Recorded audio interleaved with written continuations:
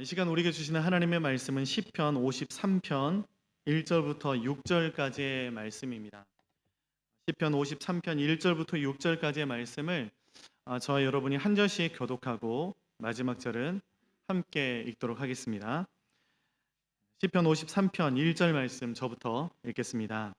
어리석은 자는 그의 마음에 이르기를 하나님이 없다 하도다. 그들은 부패하며 가증한 악을 행하며 선을 행하는 자가 없도다.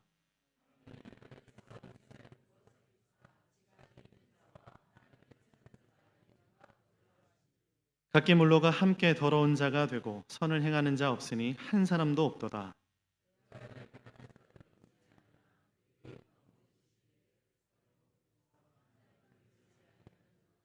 그들이 두려움이 없는 곳에서 크게 두려워하였으니 너를 대항하여 진친 그들의 뼈를 하나님이 흩으심이라. 하나님이 그들을 버리셨으므로 내가 그들에게 수치를 당하게 하였도다. 마지막 자 함께 읽습니다. 시온에서 이스라엘을 구원하여 줄 자 누구인가? 하나님이 자기 백성의 포로된 것을 돌이키실 때 야곱이 즐거워하며 이스라엘이 기뻐하리로다. 아멘. 신실하신 하나님께 소망 두고 예배하며 나아가는 우리 성도님들 한 분 한 분을 주님께서 축복해 주시기를 간절히 바랍니다. 이 시간 우리가 읽은 본문 말씀 중심으로 하나님은 살아 계십니다 라는 제목으로 함께 주님의 은혜 나누기를 원합니다. 여러분은 온 땅의 주인 되신 하나님께서 지금도 살아 계셔서 역사하고 계시는 분이신 줄 믿으십니까? 네, 아멘이시죠. 그렇기 때문에 우리는 지금 이 시간 주님 앞에 나와서 함께 예배하고 있지만, 여러분, 하나님께서 살아 계시다라고 하는 이 사실은 그렇게 간단히 아멘하고 끝낼 문제가 아니라 깊이 생각해 봐야 할 문제인 것을 보게 됩니다. 왜 그러냐 하면 하나님이 지금도 살아계셔서 역사하는 분이시다라는 이 말의 의미는 하나님의 치유하심과 하나님의 살리심, 하나님의 도우심, 하나님의 인도하심, 하나님의 축복하심, 그것을 의미하는 것뿐만이 아니라 우리에게 실패를 허락하심도, 병을 걸리게 하심도, 상처와 아픔을 겪게 하시고 이별을 겪게 하시고 때로는 죽음을 보게 하시는 것 또한 하나님의 주권 속에 있다라는 의미입니다. 하나님의 섭리 가운데 있고 이 모든 것들이 하나님의 손 안에 있다라는 것을 의미하기 때문에 그렇습니다. 그래서 여러분, 하나님께서 살아계시다라는 것을 믿는다라는 것은 이 모든 것들을 통해서 하나님께서 통전적으로 우리 삶 가운데 깊이 개입해 주시고 또 우리 삶을 주장해 주시고 또 우리 삶을 인도하고 계신다라는 것을 믿는다라는 것입니다. 여러분, 그 사실을 믿을 때 우리는 어떠한 상황과 환경 속에서도 소망을 잃어버리지 않을 수가 있다라는 것이죠. 그래서 옆에 있는 분들하고 같이 함께 이렇게 좀 선포하며 믿음으로 또 고백하면 좋겠습니다. 인사하면 좋겠습니다. 하나님은 살아계십니다. 시작. 아멘. 여러분, 이 시간에는 그 하나님의 살아계심에 대해서 성경이 우리에게 어떻게 말씀하고 있고 또 무엇을 말씀하고 있는지 오늘 본문 말씀 중심으로 살펴보기를 원하는데요. 여러분, 우리가 성경을 읽을 때에는 그 성경이 쓰여진 배경을 바탕으로 해서 읽는 것이 정말로 중요합니다. 그러니까 우리가 읽은 오늘 시편의 53편의 경우도 마찬가지인데요. 오늘 우리가 읽은 시편 53편의 말씀을 우리가 이해하기 위해서는, 바르게 이해하기 위해서는 그 앞과 뒤에 있는 말씀, 그러니까 시편 52편과 시편 54편을 살펴볼 필요가 있습니다. 먼저 시편 52편은요, 배경이 되고 있는 말씀이 사무엘상 22장과 23장입니다. 여기에 어떤 내용이 기록되고 있냐 하면 도액이라는 사람이 다윗을 사울 왕에게 고발할 때 다윗이 여기에 있습니다라고 그렇게 밀고 할 후에 사울 왕의 명령을 받아서 제사장들 85명을 죽인 사건을 배경으로 하고 있고요. 그리고 또 시편 54편은 사무엘상 26장과 27장에 나오는 말씀인데 10사람이 다윗을 사울 왕에게 다시 한번 밀고 합니다. 그리고 다윗이 결국에는 블레셋 땅으로 망명하게 되었던 때를 배경으로 하고 있는 말씀입니다. 오늘 우리가 읽은 이 시편 53편은요. 그 가운데 이 사무엘상 24장과 25장에 나오는 이 다윗이 이 사울 왕을 피해서 엔게디 광야에 들어가고 더 바란 광야로 들어갔을 때, 그러니까 더 험한 피난길을 떠나게 되었을 때 이 나발이라는 사람 사이에 얽힌 사건을 배경으로 하고 있는 그런 말씀입니다. 재미있는 사실은 우리 시편 52편과 시편 54편의 표제를 보면 바로 이 도액이라는 사람과 십사람이라는 이 사람들이 등장을 하는데, 오늘 본문 말씀 시편 53편에 보면 특별히 사람의 이름이 등장하지 않습니다. 나발이라는 사람의 이름이 등장하지 않는다라는 것이죠. 그런데 오늘 우리 성경으로는 나발이라는 이름이 등장하고 있지는 않지만요, 원어를 보면 나발이라는 이름이 등장하는 것을 우리가 보게 되는데, 시편 53편 우리 1절 말씀을 우리 세번역 성경으로 함께 다시 한번 읽어보면 좋겠습니다. 함께 읽겠습니다. 시작. 어리석은 사람은 마음속으로 하나님이 없다 하는구나. 그들은 한결같이 썩어서 더러우니 바른 일 하는 사람 아무도 없구나. 여러분, 여기에서 어리석은 사람이라고 번역된 히브리어 원어를 보면 나발이라고 되어 있는 것을 보게 됩니다. 그러니까 여러분, 시편 53편의 표제에는 나발이라는 이름이 등장하지 않지만 1절에서 이 나발이라는 이름이 등장시키면서 어리석은 사람의 대명사로 이 나발이라는 사람의 이름이 쓰여지고 있다라는 것입니다. 이 나발이라는 사람이 도대체 어떤 사람이었을까? 사무엘상 25장으로 가보면 이 나발에 대한 정보가 상세하게 기록되어 있는 것을 우리가 보게 됩니다. 사무엘상 25장 2절부터 3절 말씀 우리 같이 함께 화면 보시고 함께 읽어보겠습니다. 시작. 그 무렵에 마온에 어떤 사람이 살았는데 갈멜의 목장을 가지고 있었고 아주 잘 사는 사람이었다. 그가 가진 가축은 양떼가 3,000마리, 염소떼가 1,000마리였다. 그는 마침 갈멜에 와서 양털을 깎고 있었다. 그 사람의 이름은 나발이며 그 아내의 이름은 아비가일이었다. 이 여인은 이해심도 많고 용모도 아름다웠으나 그 남편은 고집이 세고 행실이 포악하였다. 그는 갈렙 족속이었다. 요한복음 1장 14절 말씀을 보면 말씀이 성육신이 되어 우리에게 오신 분으로 예수님을 소개하고 있는 것을 우리가 보게 되는데, 그런데 여러분, 기독교 용어 사전을 보면 이 나발과 아비가일을 어떻게 소개하고 있냐면요, 어리석음과 지혜가 성육신한 사람들, 인카네이션한 사람들과 같다라고 그렇게 표현하고 있는 것을 보게 됩니다. 정말로 딱 들어맞는 표현인 것 같아요. 여러분, 남자는 여자하기 나름이라는 말도 여러분 이 부부에게는 통하지 않았나 봅니다. 이해심도 많고 용모도 아름답고 지혜로웠던 이 아비가일의 내조에도 불구하고 이 나발이라는 사람은요, 고집도 세고 행실이 아주 포악하고 철저하게 이 지동설에 사로잡힌 사람이었다라는 것이죠. 지동설이 어떤 의미인지 말씀드렸죠. 세상이 지를 중심으로 돌아간다고 생각하는 사람, 네, 자기 중심적인 사람, 지동설에 사로잡힌 사람이라고 그렇게 부릅니다. 여러분, 당시에는 이 목축업자들에게 있어서 이 양털 깎는 날은요, 잔치하는 날이었습니다. 그래서 많은 음식을 준비해서 장만해서 일꾼들만 먹이는 것이 아니라 온 동네 사람들과 함께 잔치를 열었다고 합니다. 그래서 사무엘상 25장을 계속해서 보면 지금 사울 왕으로부터 쫓김을 받고 있는 이 다윗이 나발이 양털을 깎는다는 그런 소식을 듣게 되었고, 그러니까 잔치가 열렸다라는 소식을 듣게 되었고, 여러분, 그래서 자신의 부하 10명을 나발에게 보내서 음식을 좀 나눠주십시오 부탁을 하게 되는데, 나발이라는 사람이 다윗이 보낸 이 사람들을 모욕하고 또 쫓아버렸던 것을 보게 됩니다. 이전에 보면요, 다윗이 목축업을 하고 있는 이 나발이 같은 유다 지파 사람이기 때문에 갈렙의 후손이지 않습니까? 같은 유다 사람이기 때문에 전에 도와준 적이 있었던 것을 보게 됩니다. 그러니까 여러분, 이 말이 무슨 말이냐면요, 우리 경상도 분들 그렇게 말씀하죠. 우리가 남이가 지금 이런 분위기인 거예요. 우리가 남이 아니잖아, 같은 친족이잖아, 우리 같은 친척이잖아, 그래서 내가 너를 도와줄게 하면서 다윗이 자신이 데리고 있던 군대를 동원해서 나발의 담도 되어주고 나발을 보호해주고 나발의 재산을 지켜주었다라는 것입니다. 그렇게 다윗이 나발에게 은혜를 베푼 적이 있는데 나발은 그 은혜를 홀딱 까먹고 여러분 악으로 지금 되갚고 있는 것을 보게 된다라는 것이죠. 사무엘상 25장 7절부터 8절 말씀인데요. 함께 읽어보겠습니다. 시작. 지금 일꾼들을 내리고 양털을 깎고 계시다는 소식을 들었습니다.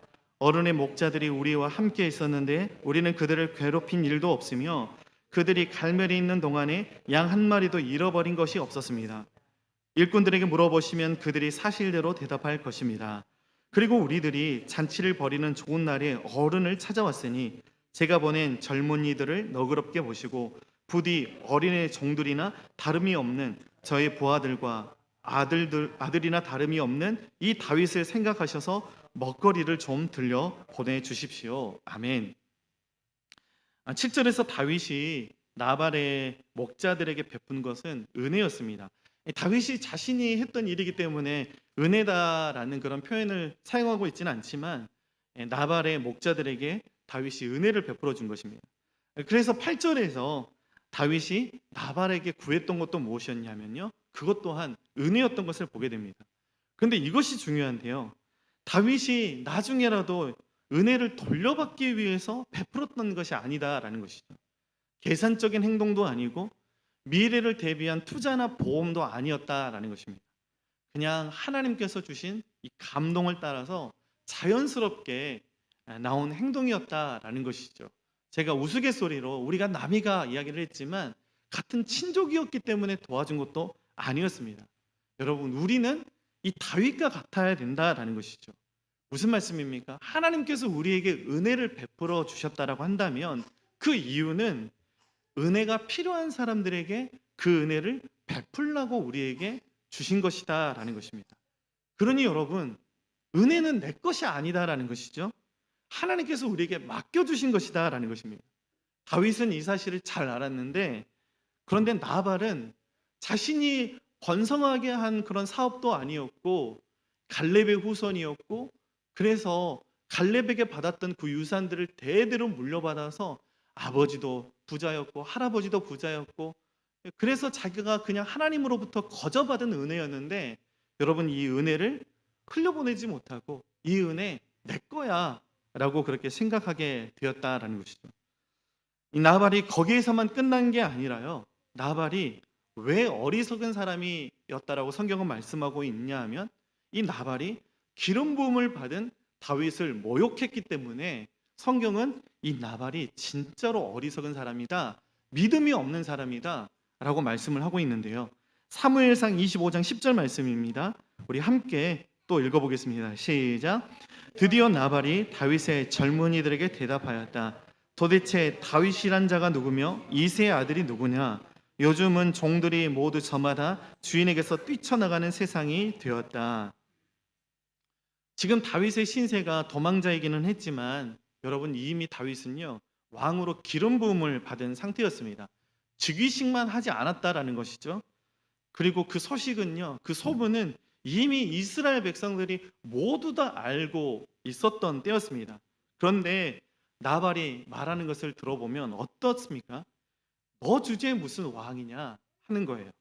너에게 무슨 권리가 있어서 나에게 먹을 것을 달라고 하느냐라는 거죠. 너가 지금 왕도 아니고 도망자 주제에 내가 너를 도왔다가 그게 소문나서 내가 사울 왕에게 무슨 봉변이라도 당하라고 도와달라고 이렇게 설치느냐라는 것입니다. 쉽게 말하면 나발은요, 상대방에 대한 존중이 1도 없던 그런 사람이었다라는 것이죠. 무엇보다 나발의 문제는 어디에 있냐면요, 나그네 대접에 대한 이 하나님의 명령을 무시했다라는 데 있습니다. 신명기 10장 17절부터 20절까지 말씀을 보면 이런 말씀이 있는데요, 우리 같이 함께 읽어보면 좋겠습니다. 시작. 이 세상에는 신도 많고 주도 많으나 당신들의 주 하나님만이 참 하나님이시고 참 주님이십니다. 그분만이 크신 권능의 하나님이시요 두려우신 하나님이시며 사람을 차별하여 판단하시거나 뇌물을 받으시는 분이 아니시며 고아와 과부를 공정하게 재판하시며 나그네를 사랑하셔서 그에게 먹을 것과 입을 것을 주시는 분이십니다.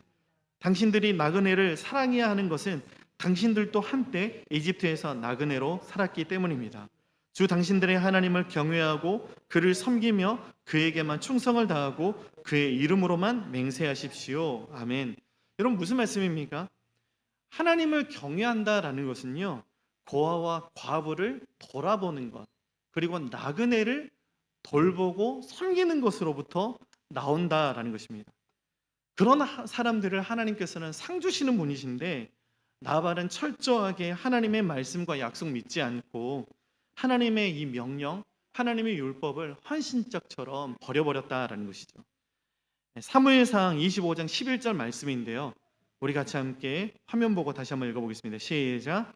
그런데 내가 어찌 빵이나 물이나 양털 깎는 일꾼들에게 주려고 잡은 짐승의 고기를 가져다가 어디서 왔는지도 모르는 자들에게 주겠느냐. 전혀 모르는 나그네도 아니고, 전혀 모르는 나그네도 섬기는 것이 하나님의 뜻인데, 전혀 모르는 그런 나그네도 아니고 자신에게 도움을 주었던 자신의 친족과 같은, 자신의 아들과 같은 그런 다윗에게 어떻게 이야기를 하고 있습니까? 어디 듣보잡이 와서 이렇게 잔치 분위기를 해치느냐, 그러면서 소금 뿌리면서 내쫓았다라는 것이죠. 여러분, 이 정도로 모욕당하고 무시당하니까 다윗이 뚜껑이 열리지 않겠습니까? 그래서 이제 내가 이 나발의 가문을 전멸시켜버리겠다, 그렇게 생각하고 자신이 훈련된 부하들, 군사들 400명 가량 이끌고 갔는데, 감사하게도 이 소식을 알게 된 이 나발의 아내 아비가일이 빨리 음식을 어마무시하게 장만을 해서 다윗과 이 부하들을 맞이하고 음식으로 대접하고 다윗의 화를 풀어서 지혜롭게 일을 마무리했다라는 것이 사무엘상 25장의 내용입니다. 근데 결국 여러분, 영적으로 민감하지도 못하고 은혜도 모르고 자신밖에 모르고 행실도 포악하고 믿음도 없고 하나님의 명령, 하나님의 율법도 저버렸던 이 나발, 결국에 어떻게 됩니까? 하나님께서 직접 심판하십니다. 그로부터 10일 후에 알아서 죽게 되는 것을 보게 됩니다. 여러분, 이렇게 우리는 어리석었던 사람, 이 나발을 통해서 어리석은 사람들의 결말을 보게 되는데요. 그런데 여러분, 오늘 말씀에서 이것이 정말로 중요합니다. 그러면 왜 나발이 이렇게 어리석게 살았을까? 오늘 본문 말씀 보면요, 그 이유에 대해서 한마디로 이 나발이 하나님이 없다라고 생각했기 때문에 이런 행동을 했을 수밖에 없다라고 그렇게 말씀하고 있는 것을 보게 됩니다. 한마디로 나발은요, 철저하게 무신론자였기 때문에 어리석은 삶을 살 수밖에 없었다라는 것입니다. 오늘 시편 53편 1절 말씀인데요, 우리 다시 한번 읽어보겠습니다. 시작. 어리석은 사람은 마음속으로 하나님이 없다 하는구나. 그들은 한결같이 썩어서 더러우니 바른 일 하는 사람 아무도 없구나. 직역해서 읽으면 나발은 마음속으로 하나님이 없다라고 그렇게 생각하면서 살았다라는 것입니다.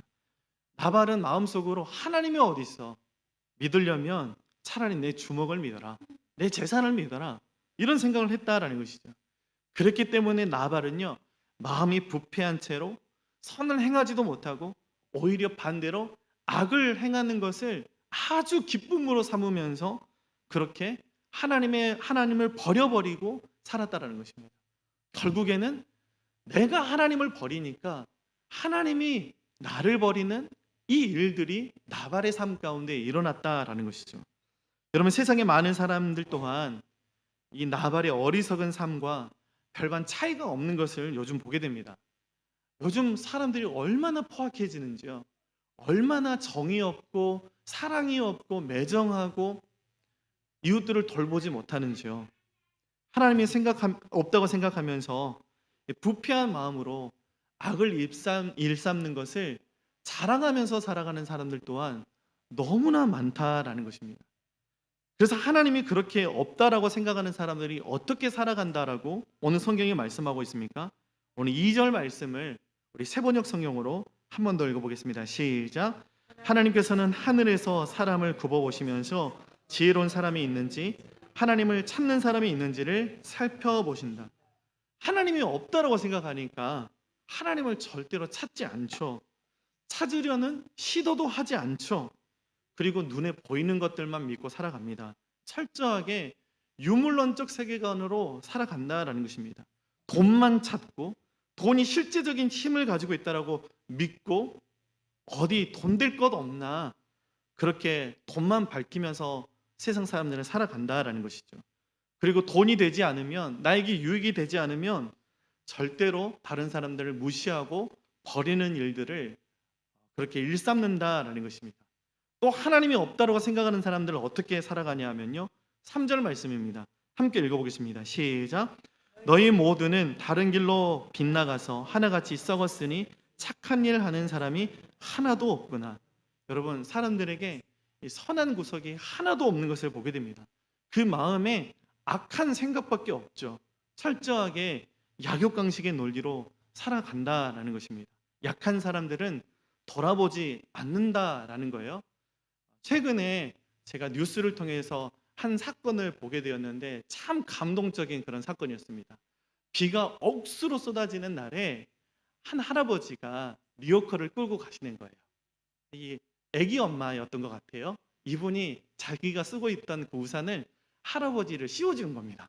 그래서 자신의 어깨는 다 절반이 다 흠뻑 젖어버렸어요. 그렇게 할아버지 어디까지 가세요? 그러면서 몇백 미터를 같이 함께 동행해 준 겁니다. 보니까 그 손에는 지금 장 보고 오셨나 봐요. 그래서 비닐봉지가 손에 들려 있더라고요. 그러면서 할아버지를 이렇게 씌워주는 겁니다. 거기서 끝난 게 아니라 할아버지 잠깐만 여기서 기다리세요. 그러면서 이렇게 그 은행에 들어가더니 잠시 돈을 찾아서 나와서 할아버지한테 할아버지 이것으로 좀 목욕도 하시고 그렇게 좀 쉬세요. 그러면서 돈도 이렇게 지워줬더라는 거예요. 이것들을 누가 또 찍었더라고요. 아마 남편이 찍지는 않았을 거예요, 여러분. 예. 그래서 뉴스에 이렇게 나오게 된 겁니다. 이렇게 이런 때도 이런 사람이 있구나. 그래서 이분과 인터뷰를 이 기자들이 하려고 하니까 절대 안 하려고 하는 겁니다. 그러면서 딱 한마디 하시는 거예요. 저는 하나님을 믿는 사람이어서 제가 마음에 이끌리는 대로 그냥 했을 뿐이에요. 다른 사람들도 다 그랬을 거예요. 이렇게 이야기하는데 이 설교 한 편을 듣는 것보다 더 은혜를 많이 받았어요. 여러분, 이렇게 하나님이 그 마음에 있는 사람들은 이렇게 살아갈 수밖에 없다라는 것이죠. 반면에 하나님이 없다고 생각하니까 여러분 오히려 무시하는 사람들 또 나그네와 같이 그렇게 어려운 사람들을 무시하고 그렇게 살아가는 사람들이 너무나 많다라는 것입니다. 요즘 세상이 그렇게 변해가고 있습니다. 계속해서 오늘 성경 말씀 보니까 하나님이 없다라고 생각하는 사람들이 어떻게 또 산다라고 말씀하고 있냐 하면요. 4절 말씀인데요. 한번 읽어보겠습니다. 시작. 죄악을 행하는 자는 다 무지한 자냐? 그들이 밥 먹듯이 내 백성을 먹으면서 나 하나님을 부르지 않는구나. 여러분, 하나님이 없으니까 하나님의 이름을 부를 필요도 없죠. 한마디로 기도도 하지 않죠. 그리고는요, 진짜 재미있는 것은 자신들이 깎아 만든 우상을 하나님이라고 대답 없는 우상에게 그 우상의 이름을 부르고 기도하는 것들을 보게 됩니다. 일본에 와서 저 안에 있는 한 가지 명제가 있고 한 가지 기도 제목이 있는데 그것은 일본에 있는 사람들이 사람이 만든 하나님이 아니라 사람을 만든 하나님을 믿게 해주십시오. 사람을 만든 하나님께 돌아오게 해주십시오. 그런 마음이 있었으면 좋겠습니다. 우리 교회에서 쭉 가다 보면요, 여기 앞에 그 길 옆에 작은 그렇게 진자인가요? 뭐라고 해야 되나요? 이렇게 있습니다. 근데 간혹 가다가 지나가다 보면요, 거기 앞에서요 간절하게 무릎 꿇고 기도하는 아저씨들을 자주 보게 돼요. 자신들이 깎아 만든 이 돌덩어리, 대답 없는 이 무생물에게 그렇게 하나님이라고 신이라고 부르면서 기도하고 있는 모습들을 우리는 보게 되는데, 여러분 왜 그렇습니까? 하나님이 없다라고 생각하기 때문에 그렇다라는 것이죠. 여러분, 이렇게 세상에는요 하나님이 없다라고 생각하면서 살아가는 나발이 얼마나 많은지 모릅니다. 그런데 오늘 우리 성도님들과 정말로 제가 나누고 싶은 부분은 이런 것입니다. 그것보다 더 크고 심각한 문제들이 있다라는 것이죠. 그것이 무엇이냐면요, 신은 죽었다 들어본 적 있으시죠? 신은 죽었다라고 외쳤던 이 철학자 니체처럼 교회 안에도 허무주의에 빠져서 살아가는 크리스천들이 너무나 많다라는 것입니다. 여러분, 이 니체라는 사람 아십니까? 당연히 모르시겠죠? 니체라는 사람은요, 아버지도 목사님이셨고요, 할아버지도 목사님이셨습니다. 말 그대로 우리 3대째 신앙인의 가정이고 목회자 가정에서 태어난 사람이었습니다. 어렸을 때부터 주일학교 빠지지 않고 다녔고요. 교회에 주일 예배 빼먹지 않고 예배 드렸던 그런 사람입니다. 그런데 이 사람이 성인이 되어서 허무주의에 빠지게 된 거예요. 그러면서 하나님은 죽었어, 그렇게 외치고 다녔다라는 것이죠. 무슨 말씀입니까, 여러분? 하나님이 계신다라는 것을 교회에서 들어서 알지만 이것을 머리로만 받아들이고 믿음으로는 받아들이지 못하는 거예요. 살아계신 하나님을 한 번도 경험하지 못하고 하나님이 실제가 되지 못한 채 허무주의에 빠져서 하나님이 마치 죽은 것처럼 살아가는 크리스천들이 너무나 많다라는 것입니다. 그것이 문제이다라는 것이죠. 그렇기 때문에 그런 크리스천들에게 자꾸만 어떤 문제들이 생기게 되냐 하면 오늘 5절 말씀인데요. 다시 한번 읽어보겠습니다. 시작. 하나님이 경건하지 못한 자들의 뼈를 흩으셨기에 그들은 두려움이 없는 곳에서도 크게 두려워할 것이다. 하나님이 그들을 물리치셨으니 그들이 수치를 당할 것이다. 여러분, 이렇게 하나님이 죽었다고 생각하기 때문에 허무주의에 빠져서 믿음의 근력도 잃어버리고 신앙의 지구력도 잃어버리고 두려워할 때 두려워하지 않고 두려워하지 않아야 할 때에는 크게 두려워하는 하나님의 사람들이 너무나 많다라는 것이죠. 근데 여러분, 성경은 우리에게 뭐라고 말씀하고 있습니까? 우리는요, 우리가 두려워할 대상은요, 사망이나 생명이나 천사들이나 권세자들이나 현재일이나 장래일이 아니다라는 것이죠. 실제로 우리가 두려워해야 되고 우리가 경외해야 할 대상은 살아계신 하나님이시다라는 것입니다. 그래서 마태복음 10장 28절은 우리에게 이렇게 말씀합니다. 마지막으로 함께 읽어보겠습니다. 시작. 그리고 몸은 죽일지라도 영혼은 죽이지 못하는 일을 두려워하지 말고 영혼도 몸도 둘 다 지옥에 던져서 멸망시킬 수 있는 분을 두려워하여라. 아멘. 여러분, 무슨 말씀입니까?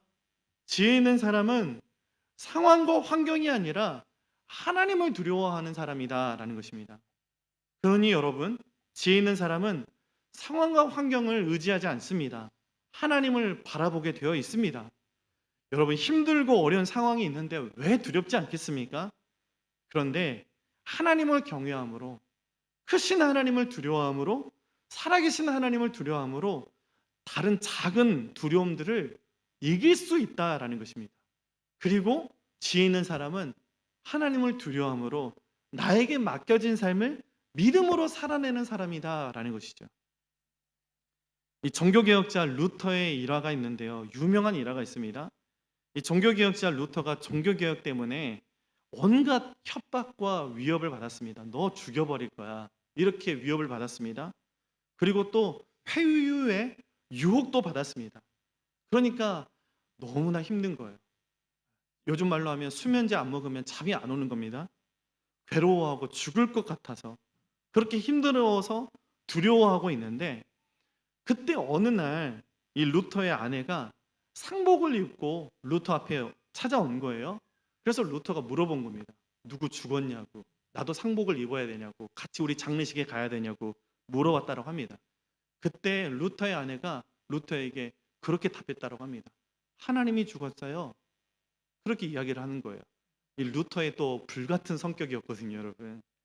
루터가 그 말 듣고 버럭 화를 내면서 무슨 당치도 않는 소리를 그렇게 하고 있냐고, 하나님 살아계신 분이신데 무슨 그렇게 믿음 없는 소리를 하고 있냐고 루터의 아내에게 화를 내는데, 루터의 아내가 이렇게 대답을 한 거예요.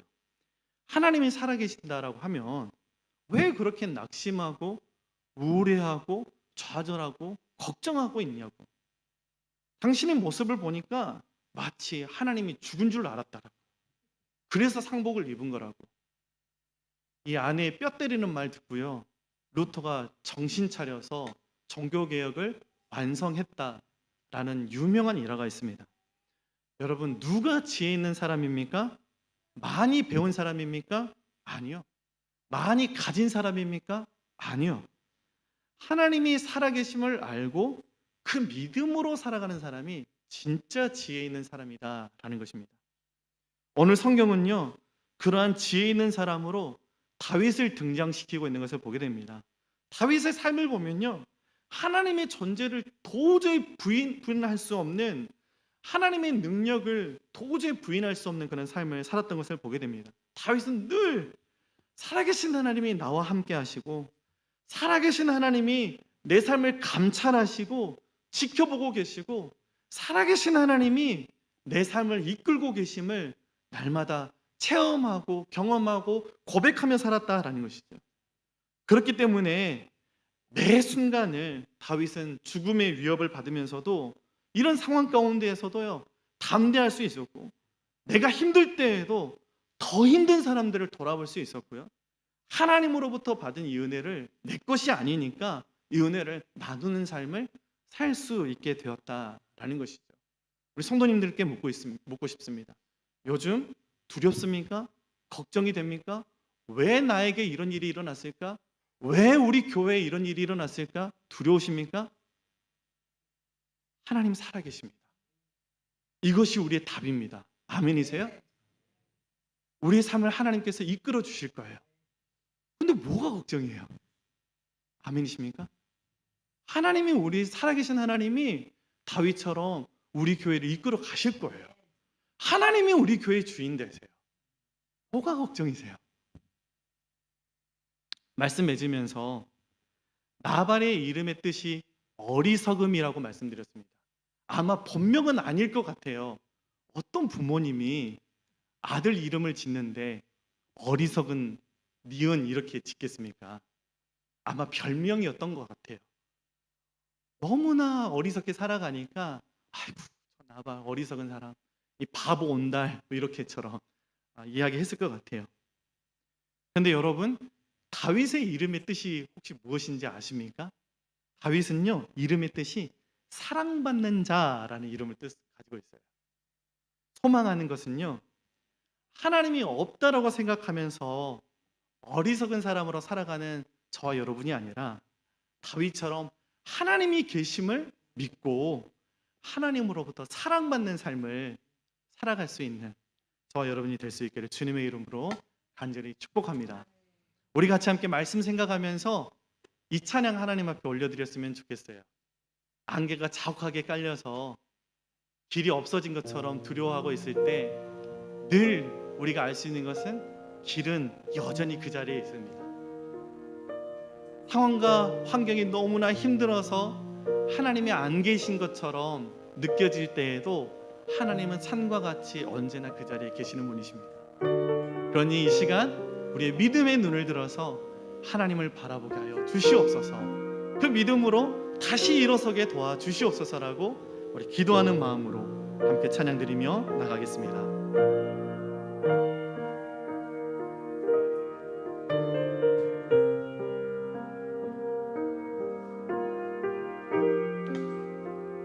안개가 날 가리워, 안개가 날 가리워,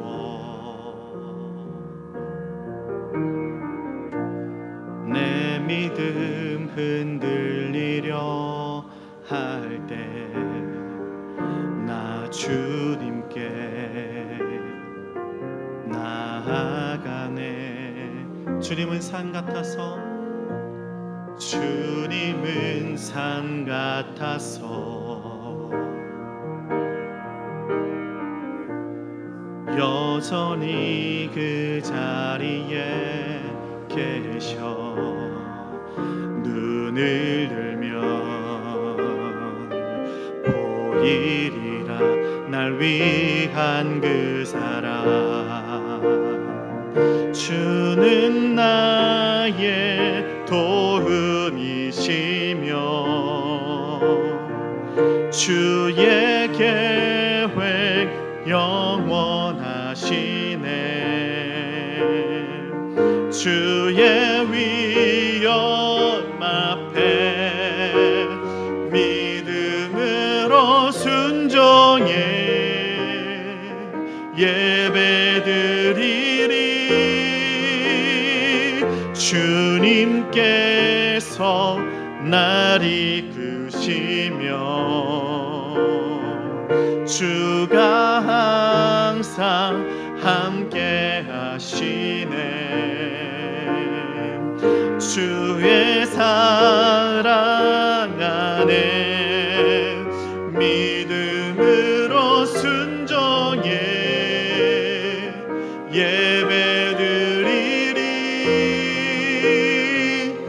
영원히. 우리 한 번 더 고백하겠습니다. 주님은 산 같아서, 주님은 산 같아서 여전히 그 자리에 계십니다. 여전히 그 자리에 계셔 눈을 들며 보이리라 날 위한 그 사랑. 주는 나의 도움이시며 주의 계획 영원하시네. 주의 위엄 앞에 믿음으로 순종해 예배드리리. 주님께서 날 이끄시며 주님께서 날 이끄시며 주가 항상 함께 하시네. 주의 사랑 앞에 믿음으로 순종해 예배드리. 다시 한번, 주는 나의 도움이시며 주는 나의 도움. 우리 두 손 들고 찬양하겠습니다. 주의 계획 영원하시네. 주의 위엄 앞에 믿음으로 순종해 예배드리리. 주님께서 날 이끄시며 주가 항상 함께 하시네.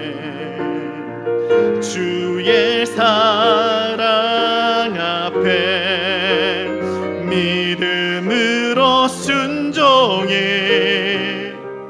예배드리리. 영원히. 우리 같이 함께 주신 말씀 붙들고 함께 오늘 이 시간 합심으로 기도하면 좋겠습니다. 여러분, 우리가 생각해 봤으면 좋겠습니다. 하나님이 살아계시다라고 한다면 우리가 걱정할 이유는 단 한 가지도 찾아볼 수가 없는 줄 믿습니다. 하나님이 살아계시다라는 것은 하나님의 치유하심, 하나님의 살리심, 하나님의 축복하심을 포함하는 말이기도 하지만 우리는 이것을 기억해야 됩니다. 하나님이 살아계시다라는 것은 우리에게 실패를 허락하심도, 우리가 병이 걸리게 하심도, 상처와 아픔을 겪게 하심도, 이별을 겪게 하시는 것도 하나님의 손 안에 있다라는 것입니다. 그러니 여러분, 우리가 기도할 것은 단 한 가지밖에 없습니다. 하나님이 살아계심을 알고 경험하는 삶이 되게 도와주시옵소서. 다윗처럼 안개가 자욱하게 깔려서 하나님이 안 계신 것처럼 느껴지는 순간에도 믿음의 눈을 들어서 하나님을 바라보게 하여 주시옵소서.